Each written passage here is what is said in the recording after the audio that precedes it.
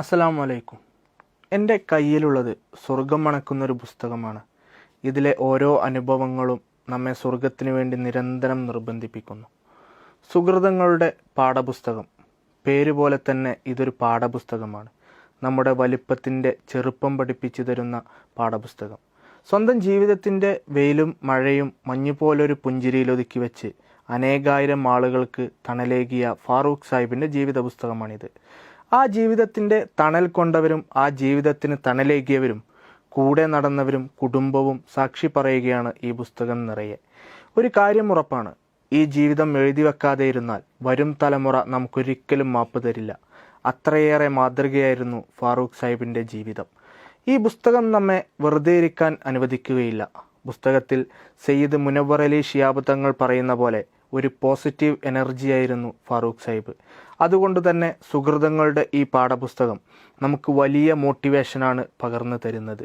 അസാധ്യമെന്ന വാക്കുപോലും അസാധുവായിരുന്നു അദ്ദേഹത്തിൻ്റെ ജീവിതത്തിൽ.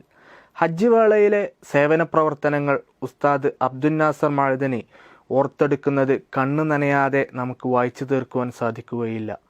P V Abdul Wahab MP, Manjalamkuzhi Ali MLA, മുൻ speaker Sreeramakrishnan, P Abdul Hameed MLA, Hameed Vaniyambalam, AP Anilkumar MLA എന്നീ രാഷ്ട്രീയ നേതാക്കളെല്ലാം ഈ പുസ്തകത്തിൽ പറഞ്ഞു വെക്കുന്നത് അവർക്കെല്ലാം തുറന്നു പറയാനുള്ള ഒരു വേദിയായിരുന്നു ഫാറൂഖ് സാഹിബ് എന്നാണ്.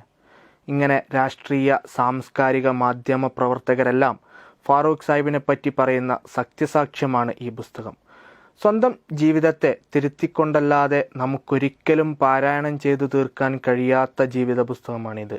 ശാന്തപുരം അൽജാമിയ അൽ ഇസ്ലാമിയ അലുമിനി അസോസിയേഷൻ പ്രസിദ്ധീകരിച്ച ഈ പുസ്തകം ഇസ്ലാമിക് പബ്ലിഷിംഗ് ഹൗസാണ് വിതരണം ചെയ്യുന്നത്. നമുക്ക് നമ്മെ തന്നെ അളന്നെടുക്കുവാനുള്ള അളവുകോലാണ് ഷമീം ചുനൂർ എഡിറ്റ് ചെയ്ത ഈ സുഹൃതങ്ങളുടെ പാഠപുസ്തകം.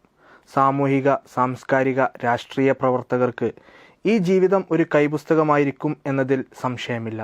പുസ്തകത്തെപ്പറ്റി ഒറ്റവാക്കിൽ പറഞ്ഞാൽ നിരന്തരം സ്വർഗം കിനാവ് കാണാൻ പറ്റിയ ഏറ്റവും നല്ല ഒരു പുസ്തകമാണിത്.